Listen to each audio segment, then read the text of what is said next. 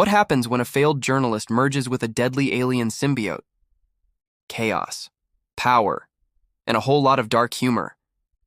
This is Venom, the origin story of one of Marvel's most unpredictable anti-heroes. Get ready for intense action, twisted, science, and a bond that's anything but human. Let's dive into the wild world of Venom, where the line between hero and monster is razor thin. While exploring space for new habitable worlds, a probe belonging to the Life Foundation, a bioengineering corporation, discovers a comet covered in symbiotic life forms. They bring 4 samples back to Earth, but one sample escapes and causes the ship to crash in Malaysia. The search parties are not able to find the escaped sample, but one of the astronauts on the spaceship is astonishingly found alive near the crash site. The astronaut is shifted into an ambulance to be taken to a hospital. The symbiote takes over the body of the astronaut and crashes the ambulance. The symbiote walks out in the body of the nurse and has the ability to heal human bodies. The symbiote finds the insignia of the Live Foundation and heads towards it. The symbiote is hungry for meat and keeps changing from one body to the next and keeps moving towards its destination. The Life Foundation recovers the other 3 and transports them to their research facility in San Francisco, where CEO Carlton Drake Riz Ahmed, a genius inventor and leader of the Life Foundation experimenting on the symbiotes, learns that the symbiotes cannot survive without oxygen-breathing hosts, which often fatally reject the symbiosis unless they are compatible, like organ transplants. Investigative journalist Eddie Brock, Tom Hardy, reads about Drake's human trials in a classified document in the possession of his fiancée Anne Wang. Michelle Williams, an attorney involved in preparing a lawsuit defense for the Life Foundation. Brock confronts Drake with allegations that he runs a space empire and a pharmaceutical empire to fund his space exploration. He recruits the most vulnerable sections of the society for his company's drug tests by luring them with money, and many of them end up losing their life. This leads to both Brock and Wang losing their jobs. Consequently, Wang ends their relationship. Mrs. Chen, Peggy Liu, is a convenience store owner where Brock shops. One day, the store is burgled and Brock can do nothing but hide. Mrs. Chen is very supportive of Brock. 6 months later, Drake is getting closer to achieving successful symbiosis with humans.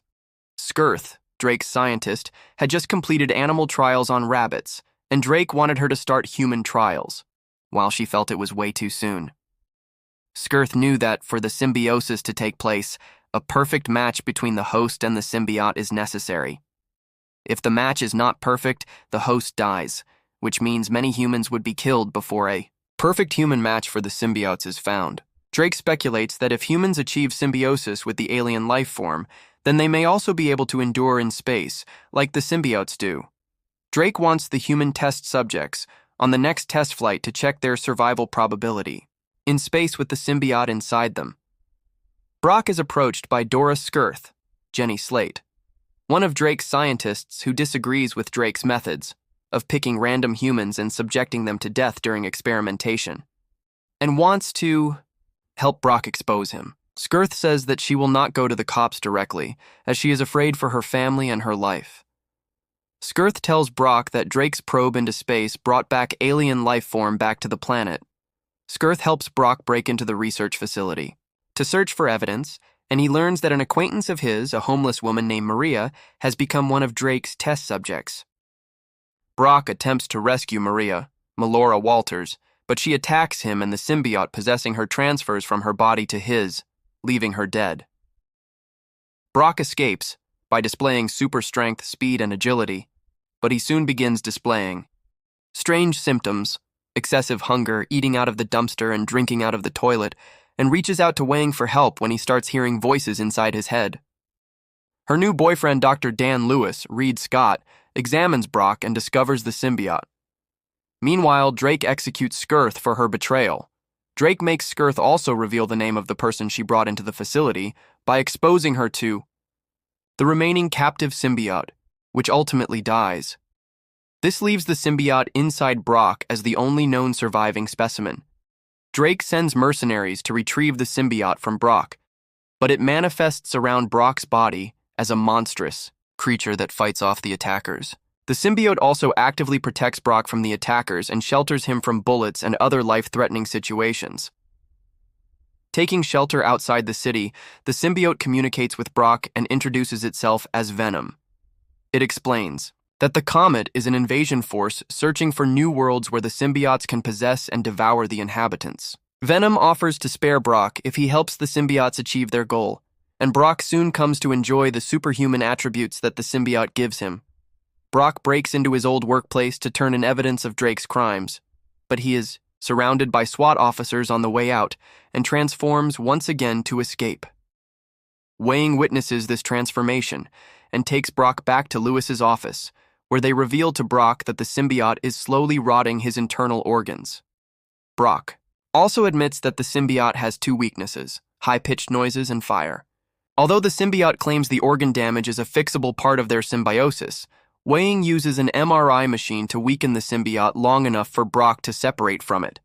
Brock is then captured by Drake's men. Meanwhile, the fourth symbiote, Riot, makes its way from Malaysia to San Francisco by hopping from body to body.